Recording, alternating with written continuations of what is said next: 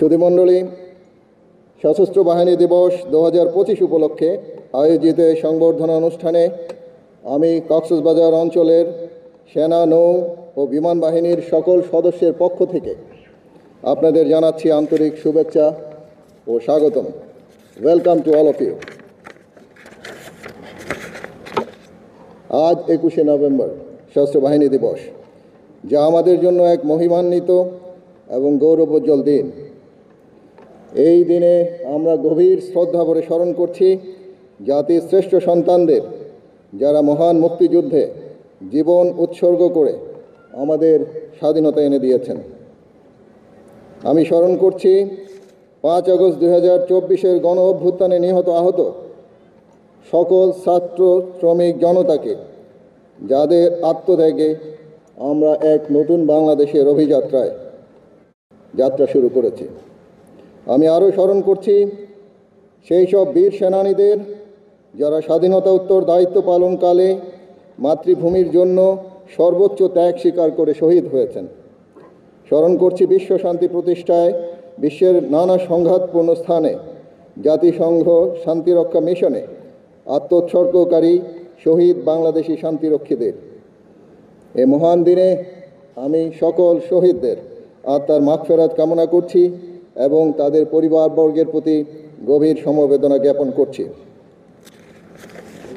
সুধীবৃন্দ, আপনারা জানেন, সশস্ত্র বাহিনীর ইতিহাসে 21শে নভেম্বর একটি অত্যন্ত মর্যাদাপূর্ণ দিন।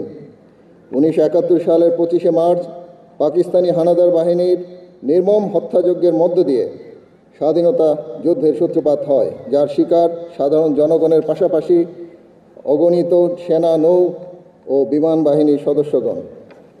সেনা, নৌ এবং বিমান বাহিনীর সদস্যগণ সেনানিবাস থেকে বের হয়ে মুক্তিকামী আপামর জনসাধারণের সাথে কাঁধে কাঁধ মিলিয়ে যুদ্ধে অংশগ্রহণ করে। এই সম্মিলিত প্রচেষ্টা ও আত্মোৎসর্গের প্রেরণা আমাদের ঐতিহাসিক স্বাধীনতা অর্জনকে ত্বরান্বিত করেছে।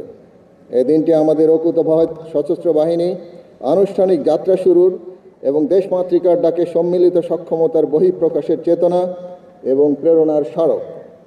মুক্তিযুদ্ধে বাঙালি জাতির অগ্রযাত্রা ও বিজয়ের স্মারককে সমুজ্জ্বল করে প্রতি বছর 21শে নভেম্বর সশস্ত্র বাহিনী দিবস পালন করা হয়। আজকের এই মহতী দিনে আমি সশস্ত্র বাহিনীর সকল সদস্যকে জানাচ্ছি আন্তরিক অভিনন্দন এবং প্রাণঢালা শুভেচ্ছা। সম্মানিত সুধী, সশস্ত্র বাহিনী আজ শুধু দেশের সার্বভৌমত্ব রক্ষা